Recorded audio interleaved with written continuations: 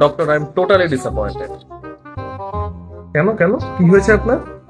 7 দিন ধরে ইনহেলার নিচ্ছে, এখনো আমার শ্বাসকষ্ট ঠিক হয়নি। তাই নাকি? 7 দিন ধরে ওষুধ খাচ্ছেন তারপরেও শ্বাসকষ্ট ভালো হয় নাই? দেখি আপনার প্রেসক্রিপশনটা দেখি। এই দেখেন প্রেসক্রিপশন, এই যে আপনাদের প্রেসক্রিপশন। আচ্ছা, এখানে তো ইনহেলারও দেওয়া হয়েছে, তাহলে তো ভালো হওয়ার কথা। এটা তো আমারও প্রশ্ন। ইনহেলার ইউজ করতেছেন তো? আপনার কি মনে হয় আমি ইডিয়েট? ঠিক মতো ইউজ করতেছেন তো? আচ্ছা, অনেক সময় ওষুধ অনেক জনের কাজ করে না, কিন্তু আমার একটু ডাউট আছে।